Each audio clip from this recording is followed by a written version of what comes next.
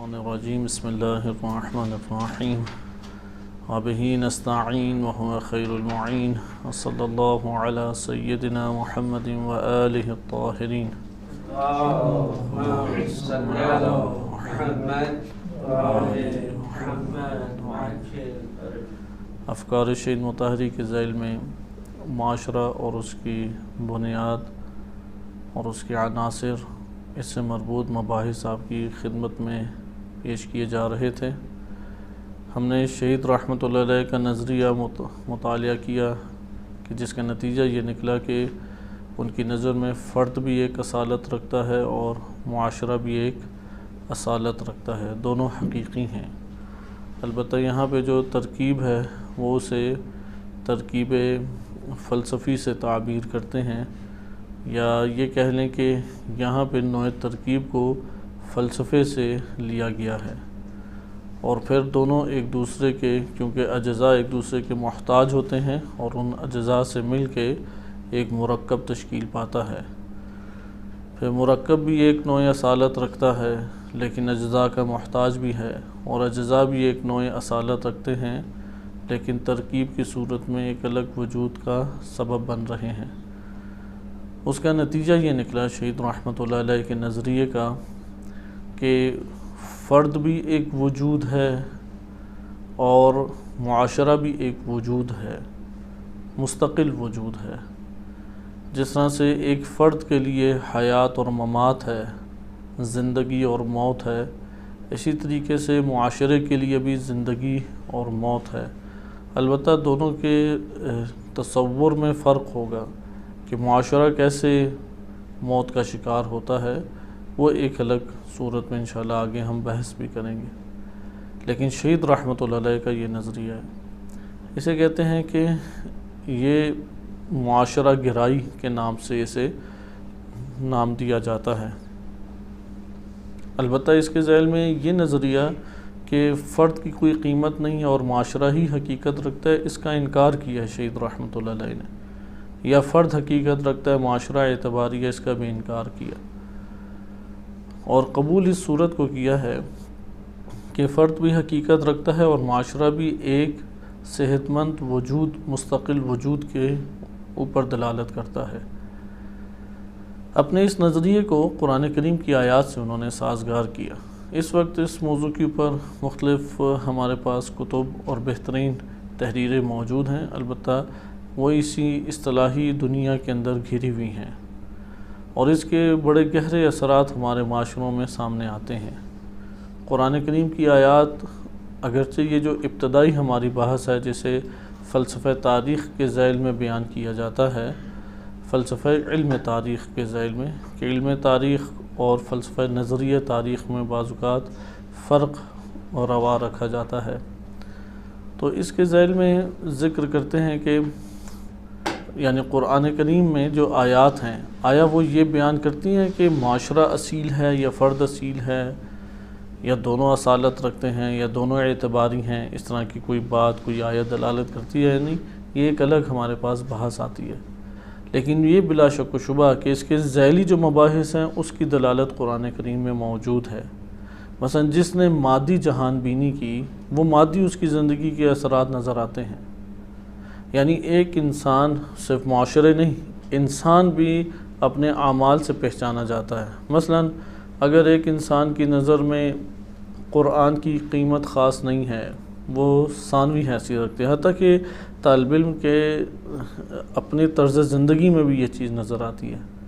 اگر قرآن اس کی زندگی میں ایک نوع متروک ہے، یعنی دن گزر گیا قرآن کے معنی پہ کوئی غور و فکر نہیں ہے، ایک دن گزر گیا روایات اہل بیت علیہ السلام سے کوئی تعلق اس نے نہیں جوڑا، لیکن بقیہ علوم سے اس نے تعلق جوڑا، مثلا منطق ہے، فلسفہ ہے، یا کوئی اور اسی طریقے سے علم ہے، صرف ہے، نحو ہے، عربی ہے، فارسی ہے، تو وہ اندر سے ایک مادی انسان بنتا ہے، کبھی بھی دینی انسان نہیں بنے گا، کیونکہ دین تو ہے نہیں، وہ تو آلات و وسائل دین ہیں۔ یہی وجہ بنتی ہے کہ جو افراد اس طرح سے زندگی بسر کرتے ہوئے سال ہر سال گزار دیتے ہیں، ان میں اور معاشرے کے ایک عام فرد میں ایک ذرہ بھی فرق نہیں ہوتا. دونوں نہ ایثار دکھائی دیتا ہے، نہ تحمل ہے، نہ حلم ہے، سوچنے کا انداز بھی ایک جیسا ہوتا ہے، رویے بھی ایک جیسے ہوتے ہیں، کوئی خاص، مگر یہ کہ وضعت میں تھوڑا بہت فرق ممکنہ آشکار ہو جائے. لہذا آپ نے ملاحظہ کیا اس کی بنیادی وجہ کیا ہے کہ اس نے پہلے روز سے ہی اپنے وجود کے اندر الہی جہان بینی پیدا ہی نہیں کی، مادی جہان بینی. اور قرآن واضح طور پہ بیان کرتا ہے کہ جس نے مادی جہان بینی کی اس نے خود عذاب کو جنم دیا اور عذاب کو دعوت دی، عذاب کا شکار ہوتا ہے. پھر اس کی زندگی میں اضطراب ہے، مشکلات ہیں، اور ایک معاشرہ بھی اسی طرح ہے، وہ بھی اضطراب میں ہے، مشکلات میں ہے. یہاں تک کہ پھر ایک خاص سٹرکچر قرآن نے بیان کیا ہے کہ تباہی کا آغاز معاشروں میں کیسے ہوتا ہے، انسانوں میں مختلف طریقے سے ہوتا ہے. مثلا آپ ایک فرد کو سمجھانا چاہیں وہ نہیں سمجھتا. گھروں میں بھی یہ بات ہوتی ہے، آپ کہیں پڑھو وہ نہیں پڑھتا، سختی کریں پھر بھی نہیں پڑھتا، والدین اسے چھوڑ دیتے ہیں. اب جب وہ والدین کے پاس سے جاتا ہے، باہر نکلتا ہے تو کوئی کام کاج نہیں آتا تو لوگوں کی نگاہوں میں پست ہو جاتا ہے. پھر دوسرا اس کی عزت پہ حملہ ہوتا ہے، لوگ مذاق اڑاتے ہیں. تیسرا احساس کمتری کا شکار ہوتا ہے. اب کوئی پوچھے کہ یہ تمہارے ساتھ یہ جو امور پیش آ رہے ہیں اس کا سبب کیا ہے؟ وہ سبب اپنے آپ کو نہیں قرار دیتا، یہ ایک اور اس کی حماقت ہے، کیونکہ اس نے خود اسباب جنم دیے ہیں یہ سارے. اسی طرح مثلا ایک شخص ہے وہ نہیں پڑھتا، کیونکہ ہم اسے کسی کے سینے میں زبردستی علم تو منتقل نہیں کر سکتے. وہ خود رعایت نہیں کرتا، وہ خود توجہ نہیں کرتا. اس کا نقصان کس کو ہوتا ہے؟ کسی کو بھی نہیں ہوگا، کیونکہ ہم تو پڑھ رہے ہیں، اپنا پڑھا بھی رہے ہیں، پڑھنے والا پڑھ بھی رہا ہے، اس کی عزت بھی معاشرے کے اندر بن رہی ہے، خدا کی بارگاہ میں سرخرو بھی ہو رہا ہے.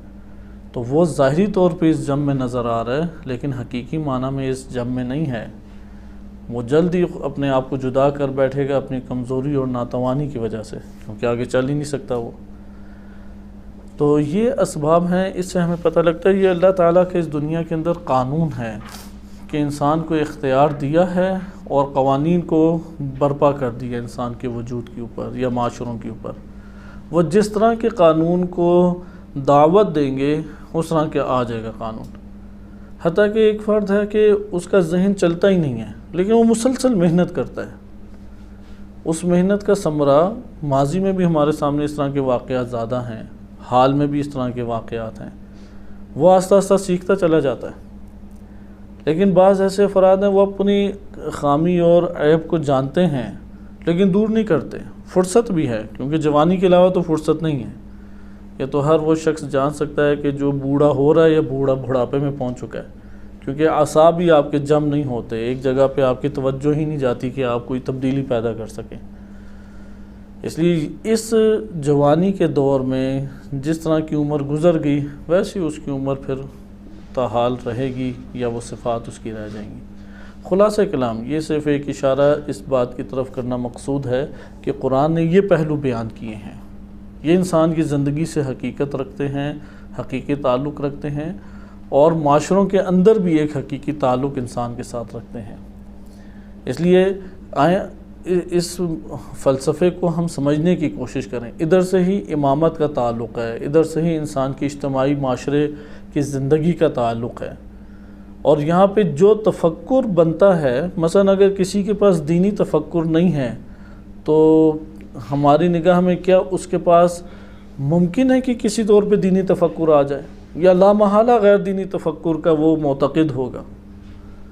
کیونکہ وہ جب ایک فرد ہے اس کے اندر پاکیزگی وجود ہی نہیں رکھتی، تو اس کا یہ مطلب ہے جو پاکیزگی اپنے وجود کے اندر نہیں رکھتا تو پھر ناپاکی اس کے اندر ہے. اسی طرح سے جس کے اندر دینی تفکر موجود یا دینی افکار موجود نہیں ہیں، حتماً و حتماً وہ غیر دینی افکار کا قائل ہے. اور جتنے بھی غیر دینی افکار ہیں وہ سارے باطل ہیں، وہ باطل چیزوں کا معتقد ہے اور اسی کے ساتھ پھر زندگی بسر کرتا ہے. یہ مباحث ہمیں آ کے ایک رہنمائی کرتے ہیں، ہدایت دیتے ہیں، عبرت کے نمونے پیش کرتے ہیں اور اصلاح کا ہمارے اندر سبب بن جاتے ہیں. لہٰذا یہ والا جو فلسفہ بیان کیا گیا، اصالت وجود، اصالت فرد ہے، اصالت معاشرہ ہے، اس میں اچھی خاصی بحث موجود ہے اور تدریجاً آتی رہے گی، کیونکہ ہم جس کتاب کو پڑھ رہے ہیں اس کے 6-7 صفحوں کے بعد دوبارہ شہید رحمۃ اللہ علیہ اسی بحث کی طرف پلٹے ہیں، اور ہم بھی دوبارہ پلٹیں گے اور پھر دیگر اقوال پڑھیں گے۔ مثلا اگر آج کی بات کی جائے، دور حاضر کی، کیونکہ شہید رحمۃ اللہ علیہ کا زمانہ وہ زمانہ تھا کہ یہ بحث مکتب تشیع میں 2 یا 3 بندوں نے ابھاری۔ ایک شہید صدر رحمۃ اللہ علیہ تھے، دوسرے علامہ طباطبائی رحمۃ اللہ علیہ، اور پھر شہید مطہری رحمۃ اللہ علیہ۔ ان کے علاوہ کوئی اور مفکر، خاص مفکر نظر نہیں آتا، یا انہی کی قبیل سے تعلق رکھتے ہیں، جیسے شہید بہشتی ہو گئے یا دیگر مفکرین، یہ سارے علامہ طباطبائی کے شاگرد ہیں۔ اس لیے اگر ہم جم کر سکیں تو کہہ سکتے ہیں کہ علامہ طباطبائی اور شہید صدر یہ 2 ہمارے پاس واحد شخصیت ہیں کہ جن کے قلمی آثار میں یہ والی گفتگو موجود ہے۔ اور اہل سنت میں اگر کوئی شخصیت ہے تو سید قطب ہیں یا رشید رضا ہیں، تفسیر المینار میں یا ظلال القرآن میں سید قطب نے یہ مباحث کو یا یہ مضامین ابھارے ہیں، اور سنن الہی، سنن تاریخ کو انہوں نے ذکر کیا ہے۔ لیکن آج کے دور میں کافی ترقی ہو گئی اس کی نسبت سے، کئی ہمارے بڑے بڑے مفکرین ہیں، انہوں نے جامع طور پہ ان مباحث کا جائزہ لیا۔ مثلا آیت اللہ مصباح یزدی حافظہ اللہ تعالی ہیں، انہوں نے سب سے تفصیلی طور پہ اس کے اوپر قلم اٹھایا ہے، اتنی تفصیل کے ساتھ ابھی تک کسی اور عالم نے قلم نہیں اٹھایا۔ یا اسی طریقے سے آیت اللہ جوادی عاملی حافظہ اللہ تعالی ہیں، انہوں نے بہت تفصیل سے الجامع در قرآن، پوری کتاب ان کی موجود ہے، اس میں انہوں نے قلم اٹھایا اور مباحث کیے ہیں اور نظریات پیش کیے ہیں۔ آیت اللہ مصباح یزدی، انہوں نے شہید مطہری کے نظریے کا رد کیا اور نقد کی ہے۔ آیت اللہ مصباح یزدی اس بات کے تاکیدی طور پہ قائل ہیں کہ صرف اور صرف فرد اصالت رکھتا ہے، معاشرہ ایک اعتباری چیز ہے۔ اس سے آپ اندازہ لگا سکتے ہیں کہ اس بحث میں اتنی گنجائش موجود ہے کہ ہم اس پہلو سے ڈسکشن کر سکیں یا اس بحث کو پھیلا سکیں یا اس کے اوپر غور و فکر کر سکیں۔ لیکن اگر غور و فکر نہ کریں تو پہلے بھی یہ عرض کی کہ اگر ہم نہیں کریں گے تو ایسا نہیں ہے کہ یہ کفار و مشرکین نہ کریں۔ ابھی بھی حوزہ علمیہ کے اندر فلسفہ تاریخ کے عنوان سے جو کتابیں پڑھائی جاتی ہیں، ان میں سے لامحالہ کچھ ایسی کتابیں حتماً ہوتی ہیں کہ جو غرب میں لکھی گئی ہیں، اور آپ اس کی اگر فہرست بھی پڑھ لیں تو آپ 90% فہرست کے عناوین بتائیں گے کہ ہم اس سے واقف نہیں ہیں۔ اس نے بیٹھ کے غور و فکر کیا ہے، اس نے معاشرے پہ نگاہ کی ہے، وہ ایک عام مادہ پرست انسان ہے، لیکن وہ غور و فکر کرتا ہے اسے، کیونکہ اسے پتہ ہے معاشرے انہی سے چلیں گے، معاشرے اسی سے بنیں گے۔ پھر وہ تمام کے تمام دنیا والوں کی پلاننگ کرتا ہے، اس پلاننگ کے اوپر پہ قدم اٹھاتے ہیں، اور ادھر ہم بس چھوٹے چھوٹے کلپ بنا کے اس کو اپنے طور پہ آیات لا کے رد کر رہے ہوتے ہیں، کوئی سسٹم بنا کے ہمارے سامنے پیش نہیں کرتے۔ یعنی ہم مسلمانوں میں سسٹمیٹک طریقے سے نظام کی صورت میں ایک مکتب کو پیش کرنا، دین کو پیش کرنا یا معاشرے کے لیے راہ حل کو پیش کرنا، یہ ناپید نظر آتا ہے۔ کیونکہ معاشرے تو سسٹم کے بغیر چلتے ہی نہیں ہیں، کوئی بھی معاشرہ سسٹم کے بغیر نہیں چلتا، نہ چل سکتا ہے۔ لامحالہ انسان کو کوئی نہ کوئی نظام بنانا پڑے گا، حتیٰ ایک چھوٹا سا گھرانہ بھی سسٹم کے بغیر نہیں چلتا۔ آپ کوئی نہ کوئی اندرونی ایک سسٹم بنائیں گے، ملنے جلنے کا، اٹھنے بیٹھنے کا، آنے جانے کا، کوئی آداب طور طریقے سیکھیں گے۔ لیکن عالم اسلام میں جب کوئی سسٹم موجود نہ ہو اور غرب میں یہی مادہ پرست افراد نظام اور سسٹم دینے لگ جائیں تو اپنے معاشروں کو چلانے کے لیے آخر ہمیں نظام تو چاہیے، تو کہاں سے پھر نظام لیں گے ہم؟ یہاں پہ انسان مجبوراً پھر وہی غربی نظام کو اپنی ریاستوں کے اندر قابل عمل قرار دیتا ہے، اور پورا معاشرہ ان طواغیت یا باطل نظاموں کے تحت آ جاتے ہیں۔ جیسے ابھی بینکنگ کا مسئلہ ہے، یہ بینکنگ کا مسئلہ اس قدر بڑا مسئلہ ہے کہ پوری دنیا بغیر کسی استثناء کے کوئی ملک، حتیٰ کہ انقلاب اسلامی ایران کی صورت میں جو اسلامی ملک ایران ہے، وہ بھی اس بینک کی آفت میں مبتلا ہے۔ اسی طرح ڈیموکریسی کا ایک ہمارے اوپر ایک ظالمانہ نظام چھایا ہوا ہے، اسی طرح سے دیگر نظام موجود ہیں۔ ان نظاموں سے چھٹکارا اس طرح سے تو نہیں خالی مل سکتا کہ ہم صرف اتنا سا کہیں کہ یہ سارے نظام طاغوتی ہیں، یہ سارے نظام باطل ہیں، اور مد مقابل کوئی راہ حل ہے ہی نہیں، کیونکہ معاشرہ تو اس سے ابتر ہو جائے گا آپ یہ والے نظام بھی لے جائیں۔ یہ تو ہے، کوئی نہ کوئی امیر تو ہونا چاہیے، کوئی نہ کوئی تو حکومت ہوگی، کوئی نہ کوئی نظام تو ہوگا۔ لہذا یہاں پہ اہل علم و فکر کا یہ وظیفہ بنتا ہے کہ وہ اس قدر عمیق طور پہ غور و فکر کریں کہ وہ ایک نظام کی طور پہ دین کو متعارف کرائیں، اور رفتہ رفتہ تدریجاً ایسے افراد اللہ سبحانہ و تعالیٰ معاشروں کے اندر خلق فرماتا ہے کہ جو ایک کامل نظام کی تصویر کشی کو پیش کر سکیں، اور اس طرح سے تدریجاً معاشرے ترقی یافتہ ہوتے ہیں۔ لیکن یہ ذہن نشین ہم کر لیں کہ اگر ہم ضعیف بنیں گے تو پھر قوی اور طاقتور افراد کی مانند اپنی خواہشات کو برپا نہیں کر سکتے، ہم ضعیف ہی رہیں گے۔ اگر کوئی فقیر اور سوالی بن کے رہے گا، وہ غنی اور ثروت مند لوگوں کی زندگی بسر نہیں کر سکتا۔ اگر ہم نظام دینے والے نہیں بنیں گے، یعنی ملت اسلامیہ، امت اسلامیہ دین اسلام کو نظام کے طور پہ پیش نہیں کرے گی، اور اس کو دین اسلام کو نظام کے طور پہ لاگو کرنے کی کوشش نہیں کرے گی، لا محالہ کفریہ نظام، طاغوتی نظام، ظالمانہ نظام وہ اجارہ داری ہمارے اوپر پیدا کر لیں گے۔ اس لیے یہ وظیفہ تمام کی تمام چیزوں سے بالاتر ہماری گردن کے اوپر عائد ہوتا ہے کہ ہم دین کو نظام کی صورت میں پیش کریں۔ اگر دین کو نظام کی صورت میں پیش نہیں کریں گے، کوشش بھی نظام کے طور پہ اختیار کرنے کی نہیں کی جائے گی۔ جیسے اس وقت عالم اسلام کا اصل مسئلہ یہی ہے کہ وہ دین اسلام کو زبان کی حد تک بیان کرنا چاہتے ہیں، لیکن نظام کی صورت میں اختیار کرنا نہیں چاہتے۔ اس کے لیے اتنی مشکلات کھڑی کر دی گئی کہ اب اگر نظام کی بات کی جائے تو قتل و غارت کا خدشہ ہے، اور تفرقہ بازی کا خدشہ ہے، ناامنیت کا خدشہ ہے۔ یہ خدشات آخر کیوں آ رہے ہیں؟ نظام اسلامی تو وحدت قائم کرتا ہے، نظام اسلامی تو دور دلوں کو بھی قریب کر دیتا ہے، سال ہر سال کی دشمنیوں کو ختم کر کے دلوں کے اندر الفت پیدا کر دیتا ہے۔ لہذا اس سے ہمیں یہ پتہ لگ جاتا ہے یہ تفرقہ بازی، یہ اختلافات، یہ قتل و غارت، یہ فتنہ فساد، یہ نظام اسلامی کا نعرہ لگانے سے نہیں آ رہے، یہ تو ظلم و ستم کی راہ سے آ رہے ہیں۔ دین اسلام سے تو امن صادر ہوتا ہے، دین اسلام سے تو سلامتی صادر ہوتی ہے۔ دین اسلام میں تو یہ ضابطہ اور قاعدہ شیعہ سنی کتب میں موجود ہے کہ مسلمان وہ ہے کہ جس کے ہاتھ اور زبان سے دوسرے مسلمان سالم رہیں۔ اسلام کی تو اصل اسلام کا معنی سر تسلیم خم کرنا اور سلامتی، ان دو عناوین سے کیا گیا ہے۔ نہج البلاغہ میں بھی امیر المومنین علیہ السلام سے اس طرح کے کلام صادر ہوئے موجود ہیں۔ دین اسلام سر تسلیم خم کرنا، دین اسلام یعنی سلامتی دینا، سالم رکھنا، سلامتی کے ساتھ پیش آنا۔ لہذا بہرحال اس کو ہم سمجھیں، یہ مباحث جو ہم ادھر پڑھ رہے ہیں یہ نظام کی صورت میں دین کو پیش کرنے کا سبب بن جاتا ہے۔ وہاں پہ ہمیں یہ وجہ پتہ ہے کہ اگر اس برائی کو ہم نے معاشرے میں رائج ہونے دیا تو ادھر نقصان کس کا ہوگا اور کیسے ہوگا۔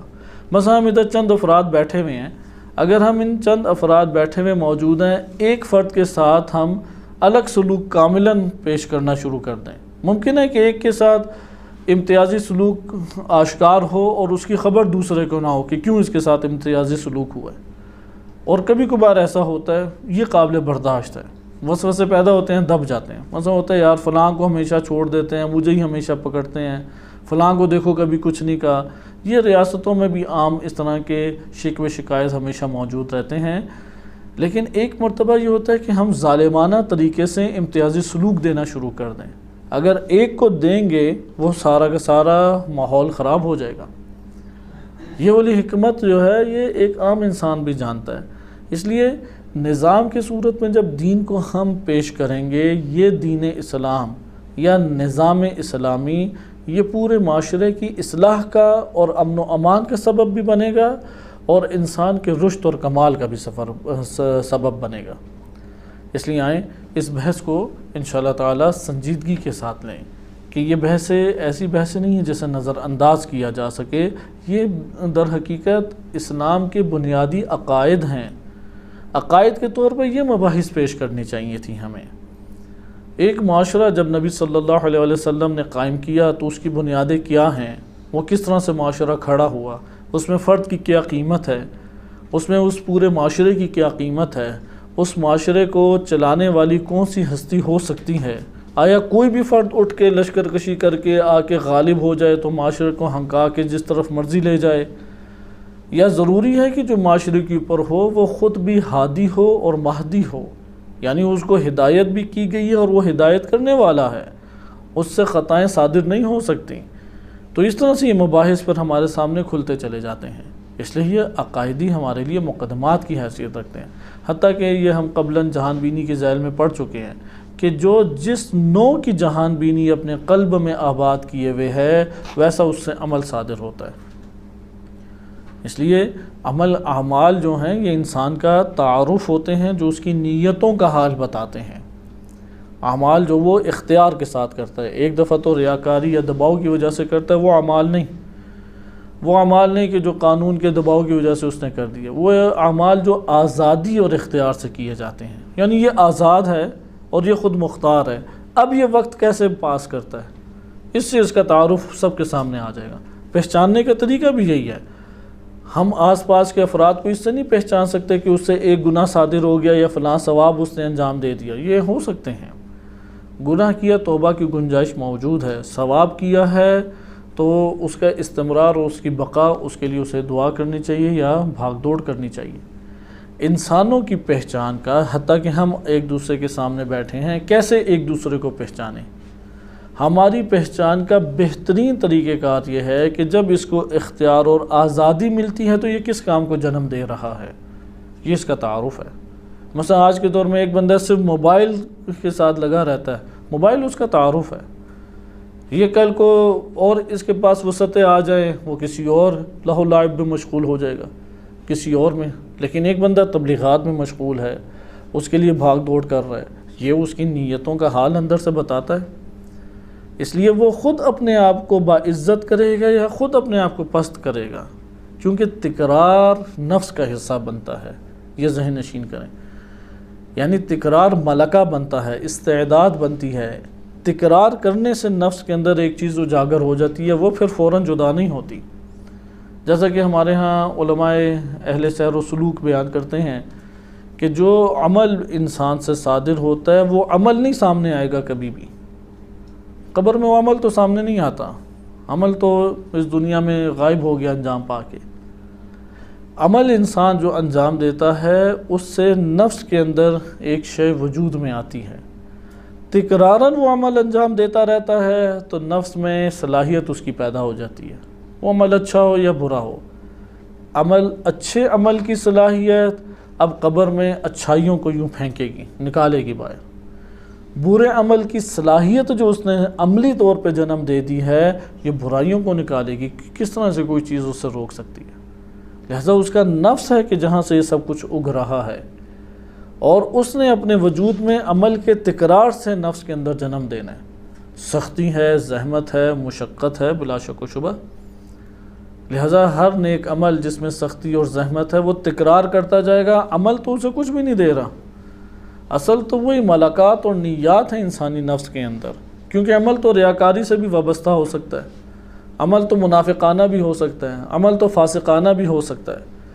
عمل کے تو مختلف روپ دھارے جا سکتے ہیں۔ مومنین کی صف میں منافقین جذبے کے ساتھ کھڑے ہو کے گریہ زاری کرنے لگ جائے، پہچانا جائے گا ہمارے لیے، ظاہری عمل تو اس کا اچھا ہے لیکن قرآن کیا کہتا ہے کہ یہ منافق ہے اندر سے، یا ریاکار ہے، ریاکار کی آیا نماز اسے دوبارہ پڑھنے پڑے گی یا نہیں، اس نے تو دوسرے کو دکھانے کے لیے نماز پڑھی ہے، لہذا عمل صادر ہو سکتا ہے۔ اس لیے علماء اہل سیر و سلوک تاکید کے ساتھ یہ بیان کرتے ہیں تجسیم اعمال کا نظریہ۔ تجسیم اعمال یہ نہیں ہے کہ ادھر جو میں نے نماز پڑھی ہے یہ نماز کی ظاہری صورت جو ہے ادھر ایک صورت بن جائے گی، در حقیقت جو ہمارے ملاقات بنیں گے وہ جیسے ایک زمین ہے، وہ زمین خشک ہے، اب آپ ایک دفعہ پانی ڈال دیں پودا اگائے گا، اگانے کی ابھی صلاحیت نہیں ہے اس کے اندر، آپ اس کے اندر کھاد ڈالیں، آپ اسے ہر روز پانی دیں، پانی دیتے ہیں مسلسل، مثلا 6 مہینے کے بعد وہ زمین نرم ہو جاتی ہے۔ اب جب نرم ہوگی تو اپنے اندر جو کچھ اس کے اندر ہم نے ڈالا تھا وہ خود بخود توانائی کے ساتھ اسے نکالے گی یا نہیں نکالے گی؟ انسان کی جو نفس ہے وہ بھی اسی زمین کی مانند ہے۔ انسان جو عمل انجام دیتا ہے وہ اس کی زمین کے اوپر اثر برپا کرتا ہے، یہاں تک کہ وہ صلاحیت پیدا ہو جاتی ہے۔ جیسے ہے نا کہ مثلا ابھی لکھنے کی صلاحیت نہیں ہے، آپ ایک بچے کو 6 مہینے لکھنے کی پریکٹس کرائیں، پھر وہ قدر آرام سے لکھ پاتا ہے یا نہیں؟ اب اس سے دیکھیں کتنی انواع کی لکھائیاں صادر ہو جائیں گی، تصویریں بھی بنا لے گا، مقالات ممکن ہے لکھ لے، کوئی دیکھ کے چیزوں کو اتار لے، نام وغیرہ اپنا لکھ لے، کئی ہزار چیزیں اس کے اب نفس سے صادر ہو جائیں گی ایک صلاحیت حاصل کرنے سے۔ اسی طریقے سے انسانی عمل جو تکرار سے انجام پائیں، اس لیے تکرار ضروری ہے، استمرار ضروری ہے۔ کبھی کبھی کا عمل انسان کو فائدہ نہیں دیتا، اس لیے اگر انسان کو کسی چیز میں ساری زحمت اور محنت کرنی چاہیے تو فقط اور فقط یہ ہے کہ وہ استمرار سے ایک عمل کو انجام دے، بے شک قلیل کیوں نہ ہو، کیونکہ جس عمل کو استمرار سے انجام دیا جاتا ہے وہ اس کے نفس کا حصہ بن جاتا ہے۔ مثلا اگر کسی نے نمازوں کو استمرار کے ساتھ انجام دیا، اس کے نفس میں ملکہ حاصل ہو جائے گا، قبر کے اندر یہ ملکہ اتنی چیزیں ایجاد کرے گا اس کے پاس آس پاس کہ وہ زیبائی میں دکھائی دے گا، اسے برائی دکھائی نہیں دے گی۔ یا اسی طریقے سے اگر اس نے مثلا روزے رکھے ہیں مسلسل، یا اس نے صبر کی ہے مسلسل، یا اس نے ہمیشہ سخاوت ہمیشہ دکھائی ہے، یہ ملکہ سخاوت اچھی چیزیں پیدا کرے گا۔ لیکن اس کے ساتھ ساتھ اس نے برے ملکات بھی، مثلا سونے کی ملکہ حاصل کر لی ہے، ہزار اسے کچھ کہتا رہے، اس نے اپنے آپ کو درست نہیں کرنا، ملکہ سونا حاصل ہے اسے۔ ملکہ غفلت ہے، غفلت میں پڑے رہنا، جو آپ آیت سنا دیں، روایت سنائیں، زلزلے آئیں، طوفان آئیں، اس نے اسی طرح سے کوئی گیمیں کھیلنی ہیں، کوئی گپ شپ میں مصروف رہنا ہے، خالی بیکار بیٹھے رہنا ہے، غفلت میں پڑے رہنا ہے، سستی میں پڑے رہنا، سست ہے، کاہل ہے، ملکہ اب حاصل کر لیا، دل ہی نہیں چاہتا۔ جب دل چاہے تو کام کریں گے، تو کس کا دل چاہتا ہے بدن کے اوپر سختی لانے کا؟ ہر دنیا میں بندہ ہے وہ بدن میں سختی لانے کے لیے اپنے نفس کے اوپر زحمت برداشت کرتا ہے، لیکن ملکہ سستی اس نے پیدا کر لی، ملکہ دھوکہ دینا، ہر ایک کو پتہ لگ جاتا ہے یہ دھوکہ دے رہا ہے، پتہ ہے کہ یار یہ نہیں عمل انجام دے گا، یا یہ اپنا وعدہ پورا نہیں کرے گا، یہ فلاں نہیں کرے گا۔ کیوں؟ کیونکہ زندگی کا اس کا تعارف یہ ملکہ اس نے اس حوالے سے پیدا کر لیا۔ یہ ملکات اب جب قبر میں اتنی بھیانک چیزیں اس کے آس پاس چھوڑیں گے کہ وہاں پہ وہ وحشت زدہ ہو جائے گا۔ اس لیے علماء کرام بیان فرماتے ہیں، جیسے آیت اللہ حسن زادہ عاملی ہیں، کہ انسان کا جو نفس ہے، انسان کھیت بھی انسان ہے، نفس انسانی، اور کسان بھی انسان ہے، اور جو کھیتی اگتی ہے وہ بھی نفس ہی ہے۔ وہ نفس کی زمین نفس کے پاس ہے، نفس کی زمین پہ اگایا کس نے ہے؟ نفس نہیں اگایا ہے، اور جو اگا ہے وہ کہاں سے اگا ہے؟ وہ نفس سے ہی اگا ہے، لیکن اگ کے آپ کے سامنے آ جائے گا۔ عالم برزخ یہ ہے، یعنی اس دنیا میں تو اللہ نے یہ سارے کے سارے خوبصورت منظر پیدا کیے، لیکن برزخ میں جو پیدا کرنے آپ نے چیزیں وہ کہاں سے ایجاد ہوں گی؟ وہ آپ کے اندر سے یوں جدا ہو کے آپ کے سامنے آ جائیں گی۔ جیسے ایک شخص ہے کہ واقعہ ذکر کیا شیخ بہائی نے، کہ وہ ایک بندے سے ملے، کہ ہمارے موضوع سے یہ بات ہٹ جاتی ہے لیکن اس کو انشاءاللہ تعالی آگے جا کے معاشروں سے ربط دیں گے، کہ اگر ہم اس بات کے قائل ہو جائیں گے معاشروں کے بھی نفوس ہیں اور ان کا بھی وجود ہے، تو معاشرے اس طرح سامنا کریں گے، پورے کے پورے معاشرے جمعی طور پہ اس طرح کا سامنا کریں گے۔ کہ وہ ایک قبرستان میں رہنے والے شخص سے ان کے ملاقات ہوئی، تو انہوں نے حال احوال پوچھا، تو اس کی برزخی آنکھ ایک دن کھلی تھی۔ اس نے کہا کہ میں ایک دن کہ چند مہینے پہلے یا چند روز پہلے ایک شخص کو دفنایا، تو دفنا کے ابھی گئے ہیں وہ لوگ، تو میں نے انتہائی بہترین خوشبو سونگھی، کہ اپنی زندگی میں اتنی خوبصورت خوشبو میں نے نہیں سونگھی، اور مجھے یقین ہو گیا کہ اس دنیا کی خوشبو ہے ہی نہیں۔ تو میں بےتاب ہو کے کشش کی وجہ سے باہر نکلا، تو دیکھا ایک بڑا خوبصورت جوان سفید لباس میں ملبوس آیا اور وہ قبر کے اندر چلا گیا۔ کہتے بہرحال میں بڑا تعجب میں آیا، یہ اس کی برزخی ظاہری آنکھوں سے تو کچھ دکھائی نہیں دیتا، یہ مادی آنکھوں سے، اس کی برزخی آنکھ چند لحظوں کے لیے کھلی تو حالات برزخ اس نے مشاہدہ گویا کہ کیے۔ اس کے بعد چند روز گزرے تھے، چند روز، تو اس نے دیکھا کہ ایک انتہائی بدترین بدبو آئی کہ میں نے زندگی میں اتنی سخت اور بھیانک اور اتنی بدترین بدبو نہیں سونگی، اور وہ آئی ہے تو میں بےتاب ہو کے باہر نکلا ہوں تو دیکھا ایک کتا انتہائی خوفناک شکل کا آیا ہے اور اسی قبر پہ آیا اندر چلا گیا۔ تو میں اس منظر کو دیکھ کے تعجب میں ابھی کھڑا ہوں تو تھوڑی ہی دیر بعد وہ جوان جو پہلے میں نے جسے دیکھا تھا چند روز پہلے، وہ زخمی حالت میں باہر آیا۔ تو میں نے اسے دریافت کیا کہ یہ کیا ماجرا ہے؟ تو اس نے کہا کہ میں اس شخص کی وہ نیکی ہوں کہ جو وحشت قبر اس کی بھگانے کے لیے آئی تھی، یعنی اس کے نفس سے ہی یہ نیکی پیدا ہوئی ہے، اور اس قدر خوشبو اور اس قدر بہترین کی اس کی جو وحشت تنہائیاں تھیں وہ ختم ہو گئیں اور اس کے لیے بہترین زندگی کے ایام گزر رہے تھے۔ اتنے میں ہی اس کی ایک برائی آئی اور اس نے آ کے مجھے کہا، وہ کتے کی صورت میں تھی، اور کہا کہ اس جگہ سے باہر نکل جاؤ۔ تو میں اسے کسی صورت نہیں چھوڑنا چاہ رہا اور وہ شخص بھی مجھے نہیں چھوڑنے چاہ رہا، یعنی وہ نفس بھی نہیں چھوڑنا چاہ رہا۔ تو وہ قبر میں جو کتا ہے اس نے میرے اوپر حملہ کر دیا اور مجھے اس نے لہو لہان کر دیا کہ میری حالت یہ ہے، اور وہ ابھی وہاں پہ محافظ بن کے بیٹھا ہے، وہ کسی کو آنے ہی نہیں دیتا۔ اب وہاں پہ وہ برائی کا راج ہے، پھر کوئی اب ملکہ اندر سے آئے گا اور نکلے گا۔ یعنی آپ نے دیکھا ساری بات ہے ملاقات کی۔ ملاقات بنتے ہیں زحمت سے، تکلیف سے، درد سے، سختی سے، مشقت سے۔ جو نہیں اٹھاتا وہ اپنا نقصان کرتا ہے۔ آخر مشقت اور سختی پھر آگے کی سخت ترین سختی ہے۔ اچھا، اسی طرح کے واقعات ہیں، انہی میں سے ایک ہے محبت اہل بیت علیہم السلام۔ اس طرح کے کئی واقعات ہیں، وہ اسی طرح کی آزمائشوں میں گرفتار تھے، تو وہاں پہ محبت جو آئی ہے وہ امام معصوم علیہ السلام کے صورت میں آئی ہے اور اسے نجات دی ہے۔ اس نے محبت میں اذیتیں کاٹی، اس نے مشقت کاٹی، اس نے مثلا 40 کے لیے سفر کیا، دفاع اہل بیت علیہ السلام کے لیے جان کا نذرانہ اس نے پیش کیا، اس نے بھاگ دوڑ کی اہل بیت علیہ السلام کے مراسم یا ان کے مختلف پیغام کو پہنچانے کے لیے وہ سفیر بنا، اس نے ذلت اس راہ میں برداشت کی، اس نے تھکاوٹ اس راہ میں برداشت کی۔ یہ اس کے نفس کے اندر اب ملکہ محبت بنے گا۔ ملکہ محبت صرف زبان سے تعریف تو نہیں ہے، استمرار سے ہم جو محبت اہل بیت کا ملکہ عمل انجام دے رہے ہیں وہ ملکہ محبت اندر بن جاتا ہے۔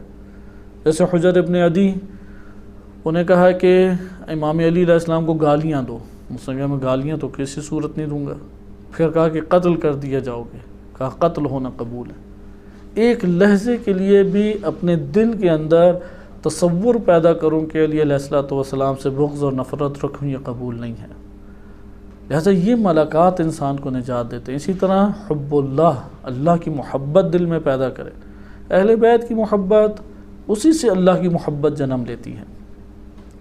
لہذا آپ نے ملاحظہ کیا کہ یہ ساری چیزیں انسان اگر غور و فکر کی صلاحیت، اب غور و فکر ایک ملکہ ہے، نئی ملکہ پیدا کرے گا، عذاب میں خود ہی گرفتار ہوگا۔ اس لیے یہ اشعار میں بار بار شیعہ سنی دونوں ہی جو اس میدان میں وارد ہوئے اور حقائق کو جاننے کے لیے بھاگ دوڑ کی، متفق طور پہ حتیٰ کہ غیر مسلم یعنی عیسائی اور یہودی، ان کے رہبان اور ان کے جو کلام ملتے ہیں، تمام کے تمام ادیان میں یہ متفق نقطہ ہے کہ حس کا مرحلہ اسی کائنات میں رہ جائے گا دنیا میں۔ یہ جسم، یہ آنکھیں، یہ شکل، یہ صورت، یہ بدن جس کے اوپر ہم ایک کیڑے کو بیٹھنے نہیں دیتے، یہ ساری کی ساری اس دنیا کے اندر رہ جائے گی۔ اگلا عالم برزخ جو ہے وہ اگلے جسم کے ساتھ ہے، وہ اگلے جہان کے ساتھ ہے۔ اس جہان کو آباد نفس انسان نے کیا ہے، اس جہان کو ہم نے زیبائی دینی ہے اور اس جہان کو ہم نے ہی قبیح اور بدصورت بنانا ہے۔ یہ وہ عذاب ہے کہ جو انسان نے خود آس پاس خود تشکیل دیا ہے۔ عذاب کا ماخذ کہیں اور سے ہو ہی نہیں سکتا، وہ ماخذ ہی سرزمین نفس ہے انسان کی۔ اس لیے زندگی کا ترجمہ فرصت کرنا چاہیے۔ زندگی ہے ایک مہلت کا نام، ایک فرصت کا نام۔ اس فرصت میں ملاقات حاصل کریں۔ اگر ملکہ آرام، ملکہ نیند، ملکہ سستی، ملکہ کاہلی اس کو اختیار کر لیا تو پھر اپنے آپ کو خود مذمت کرے اپنی، پھر تو کوئی اور چیز اس کے لیے نجات کا یہ ذریعہ نہیں بنے گی۔ لیکن اگر اپنے اندر ملاقات خوب اس نے پیدا کر لیے، زحمت ہے، مشقت ہے، بھاگ دوڑ ہے، غور و فکر ہے، عقل و شعور ہے، اس کی اس نے کوششیں کی، تو وہ انسان آگے بڑھ کے کامیاب ہوتا جائے گا۔ خلاصہ کلام اپنے موضوع کی طرف ہم آئیں، کیونکہ یہ تکامل کا ایک سفر ہے، زندگی تکامل کا نام ہے۔ اللہ سبحانہ وتعالیٰ نے دنیا کو جنت نہیں بنایا، یہ ذہن نشین کریں کہ یہ جنت نہ بنے گی، نہ بنی ہے، اور نہ کبھی رہی ہے۔ کبھی جنت نہیں ہو سکتی یہ دنیا۔ دنیا مقام آزمائش ہے، ایک آزمائش کے بعد دوسری آزمائش، یعنی سمندر آزمائش میں ہم مچھلی کی طرح زندگی بسر کر رہے ہیں۔ مچھلی کو احساس نہیں ہوتا کہ وہ پانی کے اندر ہے، اور جب پانی سے باہر آتی ہے تو تب اس کو احساس ہوتا ہے۔ انسان اگر نعمت ملے تو بھی آزمائش ہے، نعمت چھنے تو تب بھی آزمائش ہے۔ نعمت ملنے میں شکر اور اطاعت اللہ تعالیٰ کی کرے، اور نعمت سلب ہو تو صبر اور تب بھی شکر کرے۔ لہذا یہ ملاقات انسان کے وجود کے اندر حسن پیدا کرتے ہیں۔ ان ملاقات کے ہمراہی انسان کا کمال ہے، اس لیے یہ دنیا کے دن تیزی سے کٹ جاتے ہیں۔ ہر ایک کے لیے ایک وقت مقرر رکھا ہے، وہ فرصت ہے۔ اس فرصت میں اس نے ملکہ حاصل کر لیا تو درست۔ ملکہ کیسے حاصل ہوگا؟ تکرار عمل سے۔ جو عمل تکراراً انجام پا جائے وہ اندر ملکہ اور صلاحیت عملی و استعداد عملی بن جاتی ہیں۔ اس لیے جس کو انجام دیا وہ حصہ ہمارے بن جائے گا۔ اس طرف انہی مباحث سے مربوط دیگر مباحث کو مد نظر رکھتے ہوئے شہید رحمۃ اللہ علیہ نے وہ آیت جو ہم نے گزشتہ درس میں سورہ حجرات آیت نمبر 13 پڑھی، یا ایھا الناس انا خلقناکم من ذکر و انثی وجعلناکم شعوبا وقبائل ان اکرمکم عند اللہ اتقاکم۔ اس میں پہلا ہدف بیان کیا شناخت کا، جس سے قومیں بنی، جس سے ملتیں بنی، جس سے مختلف شناخت بنی ہماری، اور ایک دوسرا ہدف ہے جس کا مقدمہ آپ کی خدمت میں تکامل پیش کیا گیا تھا۔ ہر شخص کمال کی طرف جانا چاہتا ہے، آیا یہ ہے یا نہیں؟ دنیا میں آپ اس بات کو آرام سے مشاہدہ کر سکتے ہیں، کوئی ایسا فرد نہیں ہے جو کمال کی طرف نہ جانا چاہے۔ ممکن ہے کہ کوئی فٹ بالر بننے کو کمال قرار دے، کوئی امیر اور ثروت مند بننے کو کمال قرار دے، کوئی بہت بڑے باڈی بلڈر بننے کو کمال قرار دے، کوئی ممکن ہے ریاست کا وزیر بننے کو قرار دے کمال۔ یہ بحث الگ ہے کہ کمال کیا اس کی نظر میں، لیکن کمال کی طرف ہر کوئی بڑھنا چاہتا ہے، وہ اپنے خیالوں میں ورنہ کمال کی طرف جائے گا، جستجو کمال پائی جاتی ہے۔ اسی طریقے سے جب یہ شعوب اور قبائل بنے، آیا ادھر اب ہم ایک سوال ابھارتے ہیں کہ کمال شعوب اور قبائل کی صورت میں منتشر رہنے میں ہے یا وحدت میں کمال ہے؟ شہید رحمۃ اللہ علیہ یہاں پہ بیان کرتے ہیں کہ ان اکرمکم عند اللہ اتقاکم، یہ در حقیقت وحدت کمالی کی طرف اشارہ ہے، کہ یہ اپنی جگہ پہ، یعنی قرآن کریم کی نگاہ میں قبائل اور شعوب کا ہونا وہ وحدت کے ساتھ ٹکراتا نہیں ہے، یعنی یہ وہ کثرت ہے جو وحدت کے ساتھ منافات اور تعارض اور ٹکراؤ نہیں رکھتی۔ یہ اپنی جگہ پہ مصری، عربی، اجمی، ایرانی، افغانی، پاکستانی میں تقسیم رہیں گے، لیکن ایسا نہیں ہو سکتا کہ یہ ایک وحدت حکومتی اور ایک وحدت اسلامی یا ایک امت اسلامی کے عنوان سے جمع نہ ہو سکتے ہیں۔ انما اکرمکم عند اللہ اتقاکم، اسی طرف اشارہ ہے کہ تم اپنے مختلف شناختیں ہر طرف سے لے کے آ جاؤ، امتیاز ایک دوسرے پہ تمہیں حاصل نہیں ہے، امتیاز تقویٰ کی بنیاد پہ حاصل ہے۔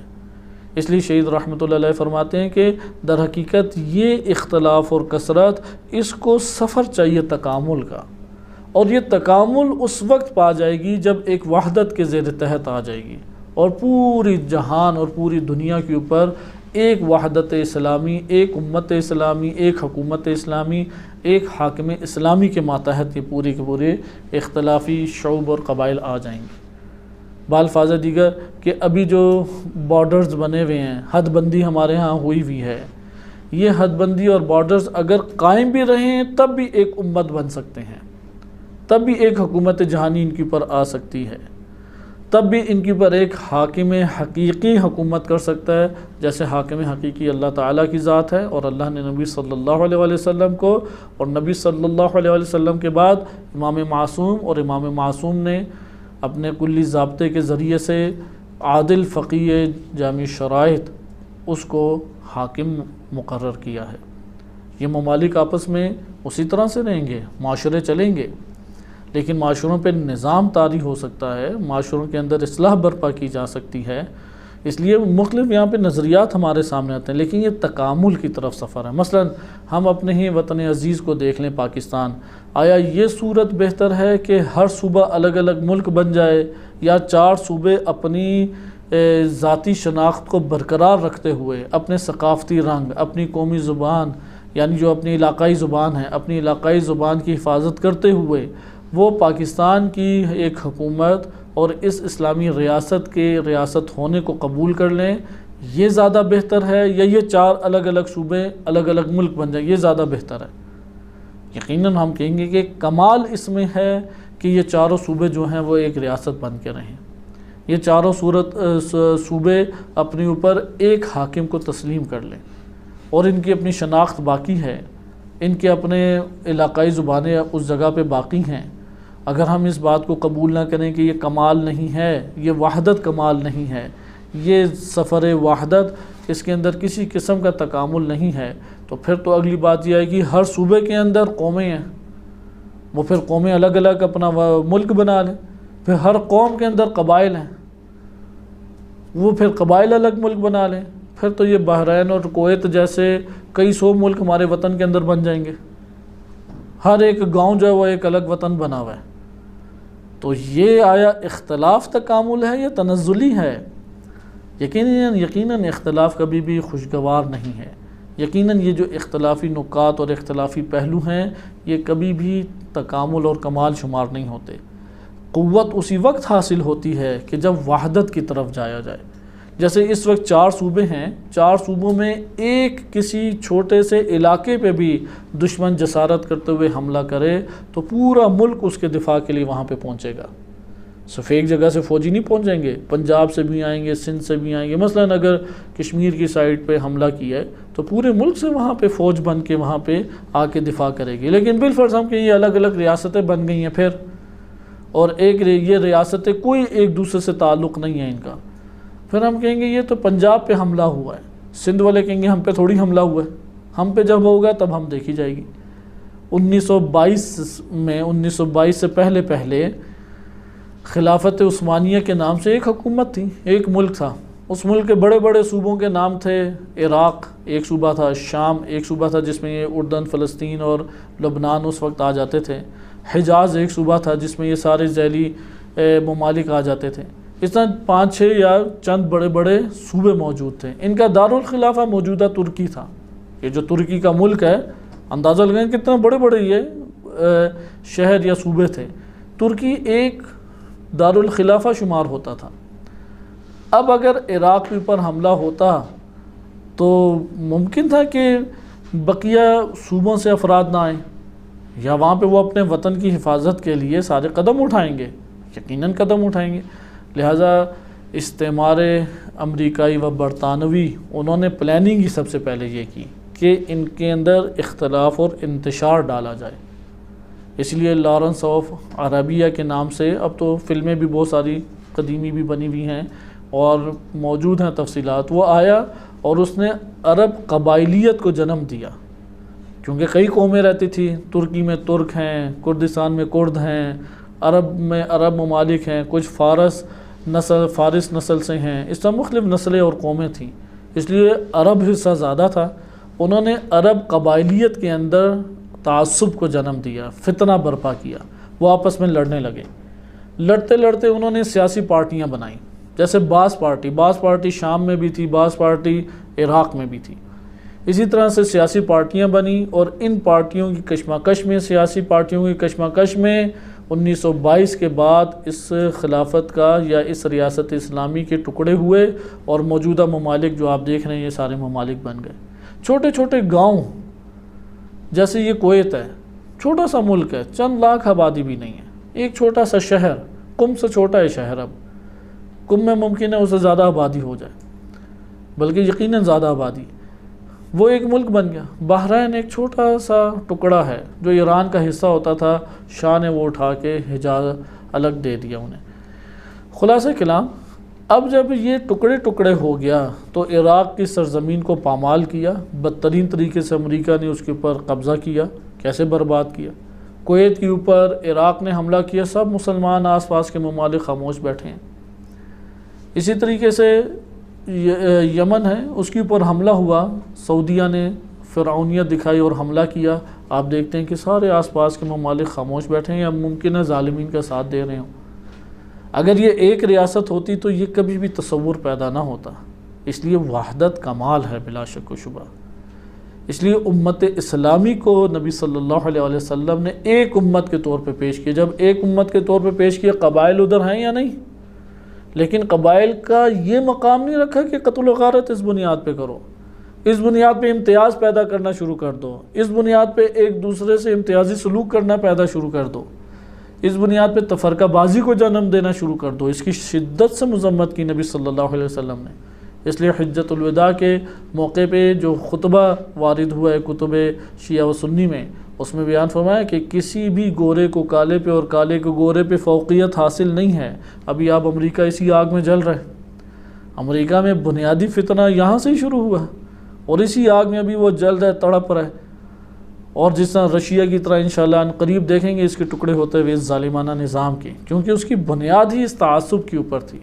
ابھی دوسرا تعصب بھی اندر موجود ہے، وہ عیسائی اور مسلمانوں کا وہی صلیبی جنگوں والا تعصب، کہ امریکہ کی ابھی بھی ایسی اسٹیٹ موجود ہیں کہ جہاں پہ مسلمان قدم ہی نہیں رکھ سکتا۔ وہاں پہ اگر کوئی مسلمان قدم رکھے اور اس علاقے والوں کو پتہ لگ جائے تو وہ پھر اگلا سورج نہیں دیکھتا صبح سویرے کا، اور رات کو ہی اٹھا لیا جاتا ہے، قتل کر دیا جاتا ہے۔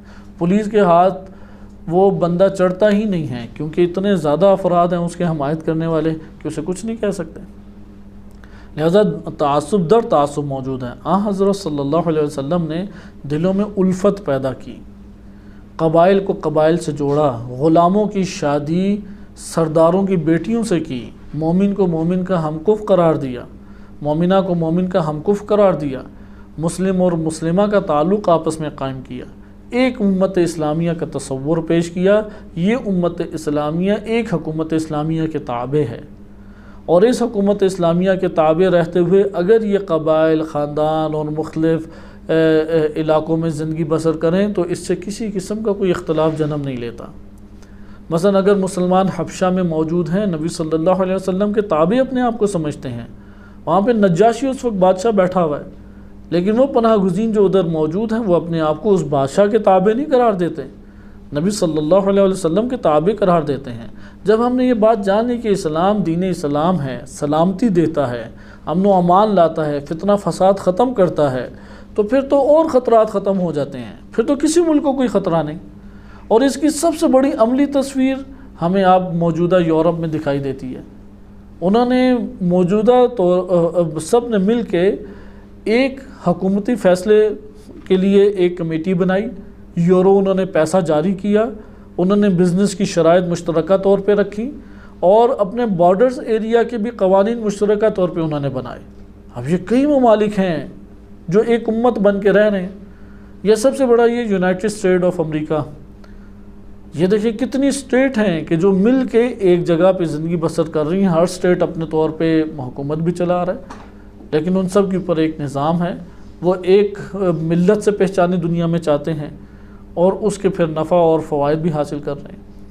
ایسا شہید رحمۃ اللہ علیہ بیان فرماتے ہیں کہ پوری دنیا میں پورے جہان کے اوپر ایک امت اسلامی قائم ہوتی ہے، یہ جہان ایک امت اسلامی بن جائے، اور اس امت اسلامیہ کے اوپر ایک حکومت اسلامی وجود میں آئے، اور اس حکومت اسلامی کا اصلی اقتدار جس کے ہاتھ میں وہ اللہ سبحانہ وتعالیٰ کی ذات ہے۔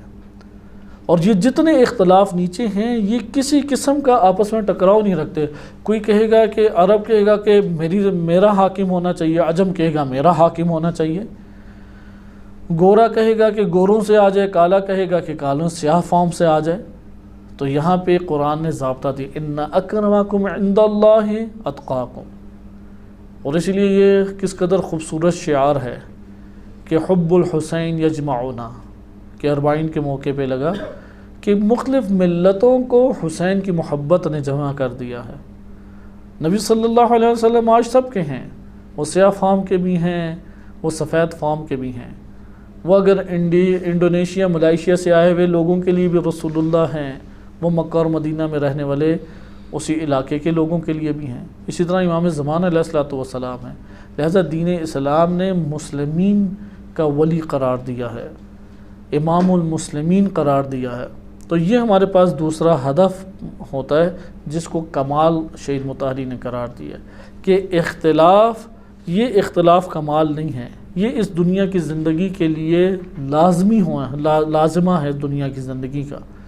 یہ اختلاف ہونا ضروری ہے، شناخت ہو سکے، پہچان ہو سکے، معاشرہ چل سکے، لیکن اس اختلاف کے ساتھ شعوب اور قبائل نے اب آگے بڑھنا ہے اور سفر کمال طے کرنا ہے۔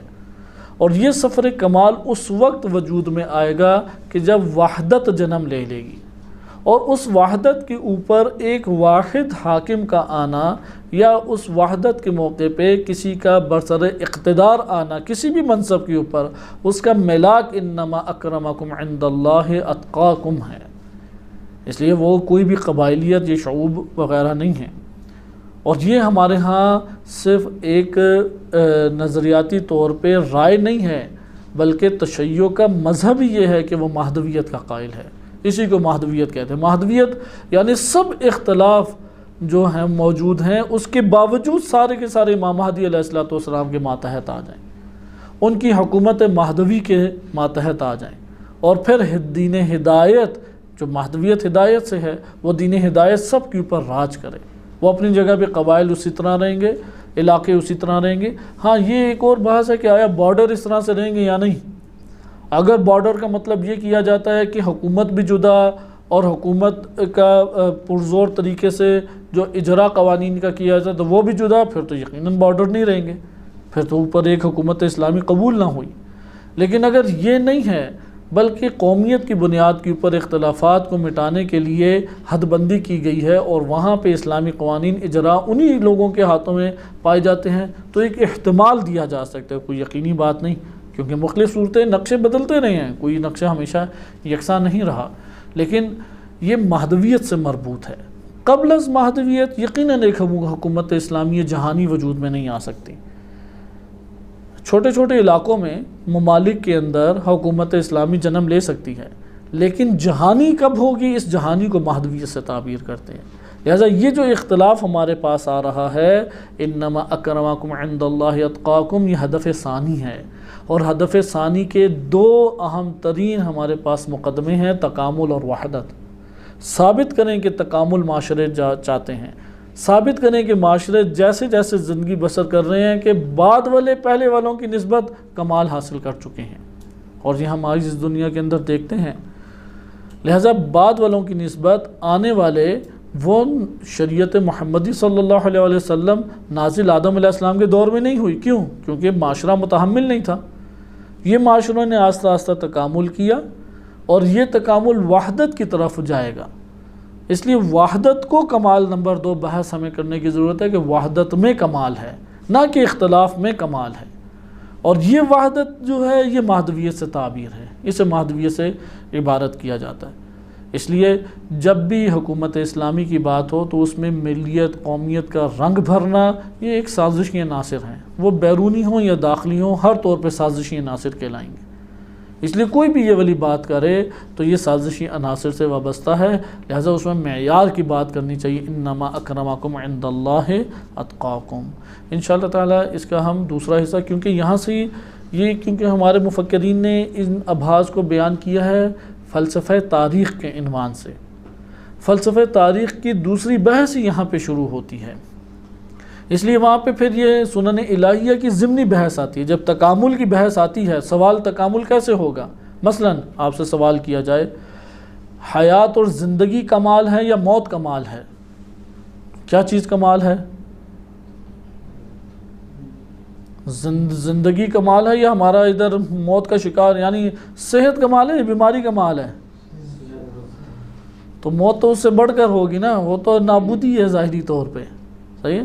اگر زندگی کمال ہے تو معاشروں کا زندہ رہنا کمال ہے یا معاشروں کا تباہ و برباد ہو جانا کمال ہے؟ ہدف خلقت یہی ہے کہ زندگی بسر کریں۔ سوال معاشرے، اب ادھر بحث لا محالہ یہ آ جائے گی کہ معاشرے کیسے تباہ ہوتے ہیں؟ قرآن نے ایک سٹرکچر بیان کیا ہے کہ کیسے تباہ ہوتے ہیں. مثلا قرآن بیان کرتا ہے کہ برائی پہلے شروع ہوتی ہے، معاشرے کے اندر برائی جنم لیتی ہے، چاہیے ہمارا ایک ادارہ ہو یا خاندان ہو، گاؤں ہو، قصبہ ہو، ریاست ہو، ہر جگہ پہ یہ قاعدہ جاری ہوتا ہے. پہلے کیا ہوتی ہے؟ برائی جاری ہوتی ہے. برائی اگر پھیل جائے تو عیاش طبقے جنم لینا شروع ہو جاتے ہیں. عیاش طبقے جنم لیتے ہیں تو پھر آہستہ آہستہ اور مزید برائی پھیلتی ہے تو عیاش طبقے حاکم ہو جاتے ہیں، مسلط ہو جاتے ہیں معاشرے پہ. جب مسلط ہوتے ہیں تو پھر تیزی سے فسق و فجور پھیلاتے ہیں. جب فسق و فجور تیزی سے پھیلتا ہے تو وہاں پر پھر ظلم و ستم جنم لیتا ہے، اور اس وقت اللہ تعالیٰ پوری قوم کو برباد کر دیتا ہے.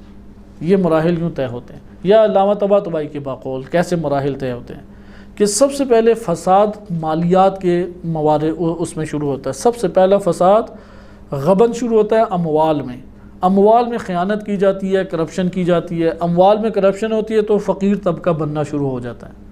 فقیر طبقہ بننا شروع ہوتا ہے، پھر لوگوں چوری ڈکیتی شروع ہو جاتی ہے، خود غرض ماحول پیدا ہو جاتا ہے، ایک دوسرے کے ظلم و ستم شروع ہو جاتا ہے، اور اس کے نتیجے میں پھر انواع و اقسام کے ایک انگنت جو ہیں وہ امراض اخلاقی و نفسانی اور طرح طرح کی لاقانونیت آ جاتی ہیں.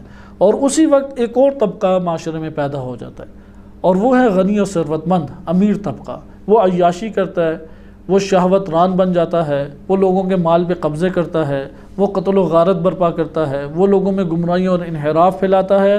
یہ مالی خرد برد اس کا نتیجہ دیکھیں وہ پوری کی پوری ریاست جکڑی جاتی ہے. یہ دونوں باتیں ایک ہی ہیں، البتہ اس تقسیم کے ساتھ کہ پہلی میں تعین نہیں ہے کہ کون سا مرض پہلے آشکار ہوگا. سید طباطبائی رحمۃ اللہ علیہ نے وہ مرض بھی آشکار کر دیا کہ سب سے پہلے اموال میں اور کرپشن اور خیانت کی جائے گی، اس کے بعد سارے کے سارے مظالم آگے بڑھتے چلے جائیں گے، کیونکہ ان اموال کے ذریعے سے معاشرے قائم ہوتے ہیں. تو اس طرح دو طبقے بنیں گے، ایک طبقہ گرے گا اور گرنے کی وجہ سے برے اعمال پیدا ہوں گے اور ظالمانہ اعمال پیدا ہوں گے، اور ایک حاکم بنے گا اور ایک اس سے انحراف اور گمراہیاں پھیلیں گی، اور اس طرح آہستہ آہستہ وہ ظلم و ستم کی لپیٹ میں آ جائے گا اور پھر تباہی سے دوچار ہو جائے گا. اب اس لیے ہم جو بحث پڑھ رہے ہیں یہ لامحالہ کہاں منتقل آہستہ آہستہ ہو رہی ہے؟ اصالت فرد و معاشرہ سے شروع ہوئی، منتقل ہوئی کہ اپنے نظریے پہ قرآنی دلیلیں، پھر لامحالہ منتقل ہو جائے گی تکامل کے اوپر.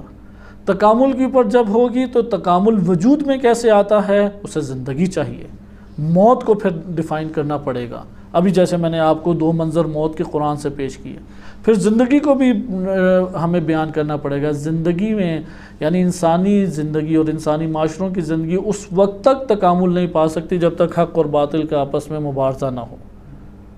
اس لیے حق اور باطل کا مبارزہ ہوگا تو ایک تکامل جنم لے گا، پھر حق و باطل میں ہماری بحث آ جائے گی.